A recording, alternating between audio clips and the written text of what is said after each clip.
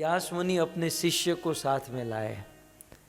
ग्वलगम मुनि के पुत्र और व्यास मुनि के शिष्य जिसका नाम था संजय।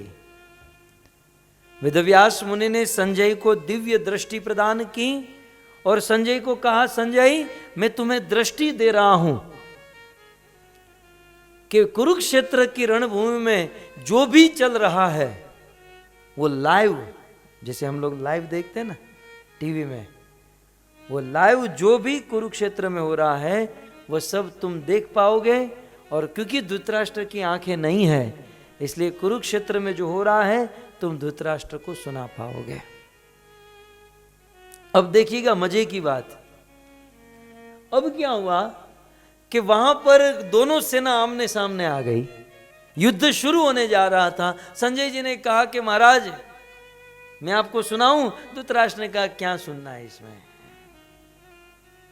मेरे बेटे की जो टीम है वो मजबूत टीम है और पांडवों में कौन है, मतलब वन साइड टीम है और एक दो दिन में ही पांडव हारेंगे, मेरे बेटे जीत जाएंगे। संजय तुम अपने घर जाकर आराम करो, मैं भी आराम करता हूं। इंडिया पाकिस्तान की मैच हो तो देखने में कुछ आनंद आए, इंडिया बांग्लादेश में का कौन देखेगा यार, इंडिया बांग्लादेश मैच कौन देखेगा, कुछ मैच भी कुछ बराबरी में होना चाहिए। धृतराष्ट्र ने संजय को कहा तुम अपने घर जाओ, मुझे कुछ देखना विकना नहीं है, कोई बराबर में मुकाबला होता तो हम देखते। तो संजय अपने घर चले गए, धृतराष्ट्र अपने घर चले गए। अब क्या हुआ, अब वहां पर युद्ध प्रारंभ हो गया। युद्ध का 1 दिन 2 दिन 3 दिन 4 दिन 5 दिन, ये गीता जो है ना, संजय ने धृतराष्ट्र को महाभारत के 18 दिन के युद्ध में 9 दिन बीत गए और 10वें दिन के सुबह संजय ने धृतराष्ट्र को गीता सुनाई। इसलिए आप इस श्लोक में देखोगे, धर्म क्षेत्रे कुरुक्षेत्रे समवेता युयुत्सव मामका पांडवाश्चैव किम अकुर्वत संजय। एक शब्द है इस श्लोक में अकुर्वत, समझ रहे हैं, अकुर्वत। देखिए संस्कृत में 3 काल होते हैं, भूत भविष्य वर्तमान। ये अकुर्वत क्रिया जो है ये भूतकाल की क्रिया, ये पास्ट टेंस है।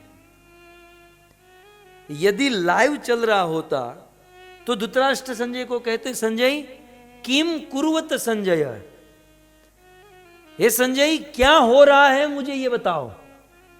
लेकिन धृतराष्ट्र ने क्या कहा, क्या हो रहा है नहीं, क्या हो चुका है ये मुझे बताओ। मतलब महाभारत के 9 दिन बीत चुके थे और 10वें दिन के सुबह धृतराष्ट्र मचल गए कि अब तो मैच देखनी होगी, अब तो जम गई है मैच, अब तो मैच देखनी होगी। संजय को बुलाया और कहा कि मुझे बताओ क्या क्या हुआ। लेकिन ऐसा तो क्या हो गया कि 9 दिन तक धृतराष्ट्र ने ये युद्ध नहीं देखा और 10वें दिन धृतराष्ट्र ने कहा कि मुझे युद्ध दिखाओ। इसकी चर्चा हम बाद में करेंगे, हम श्लोक के 1 बाय 1 जो है शब्द के को सुनते जाए। सो धृतराष्ट्र उवाच, धृतराष्ट्र जी ने कहा, किसको कहा, संजय को कहा। संजय कौन, ग्वलगम मुनि के पुत्र और वेदव्यास मुनि के शिष्य, जिनकी कृपा से उनको दिव्य दृष्टि प्राप्त हुई है, जो धृतराष्ट्र को लाइव टेलीकास्ट दिखा सकता है।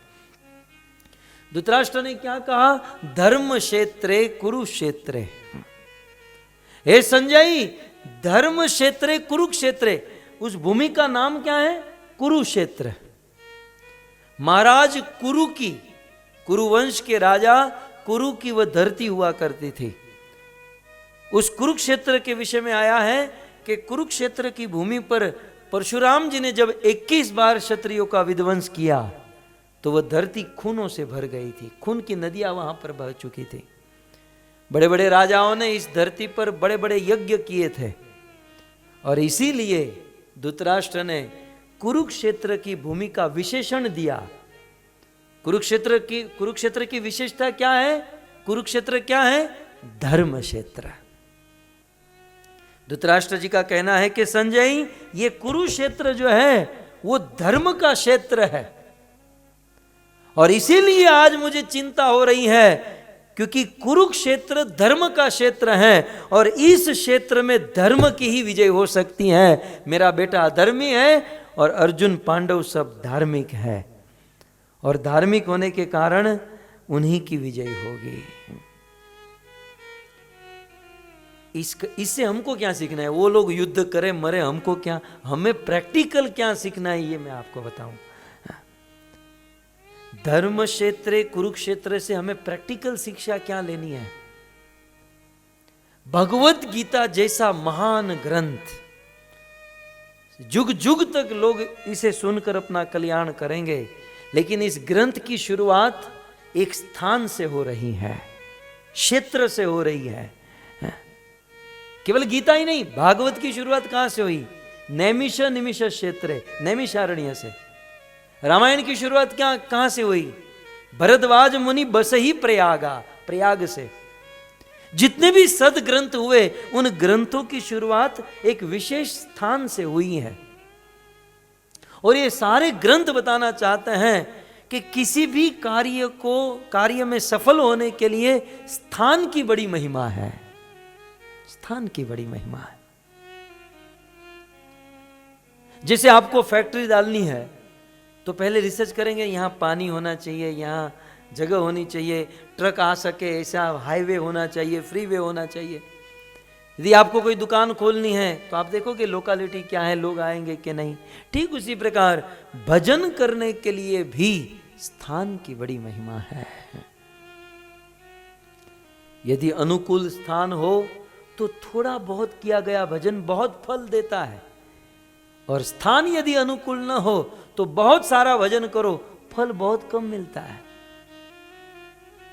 सीधी सी बात है कि आप किसी बंजर भूमि में, किसी रेगिस्तान में, बंजर भूमि में कितना भी अच्छा बीज बो दो, वो फलीभूत नहीं होगा, स्थान बराबर नहीं।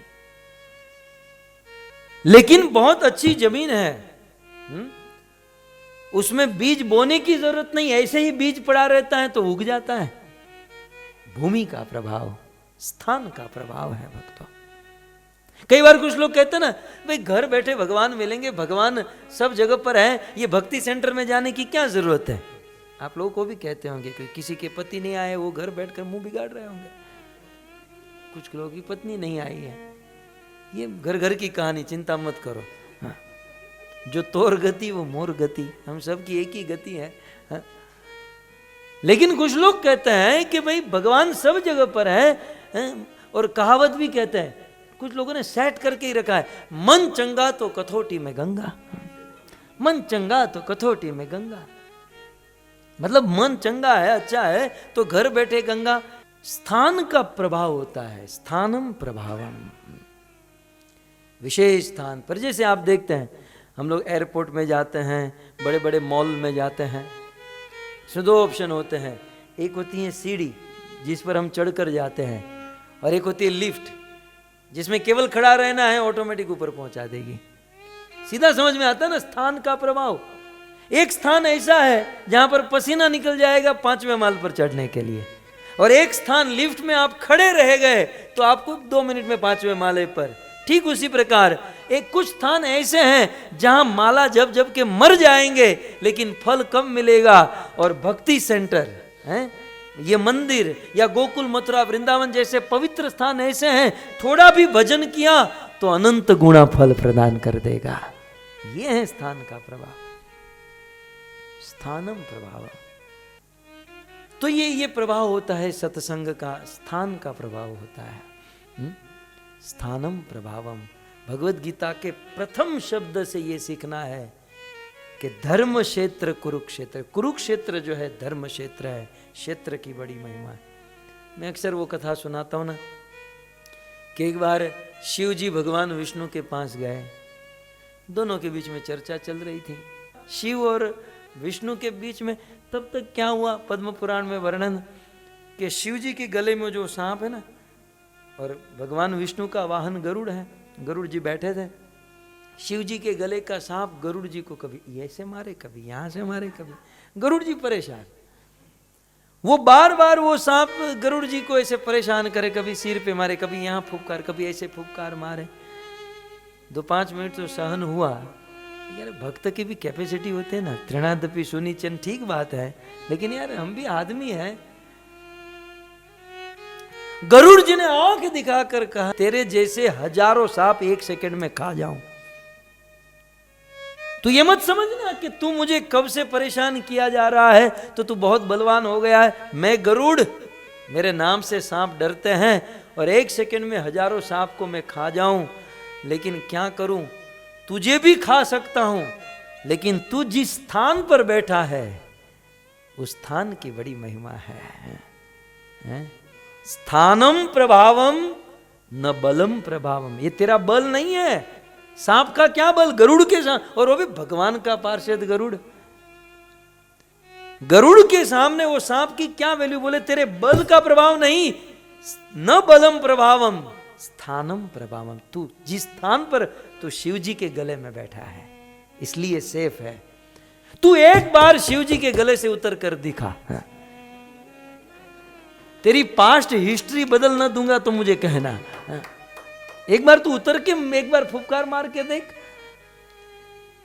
ये बहुत सुंदर प्रसंग मुझे बहुत अच्छा लगता है कि स्थानम प्रभावम न बलम प्रभावम। स्थान की बड़ी महिमा है। सांप उस स्थान पर बैठकर बड़ा नाचा और गरुड़ जी परेशान।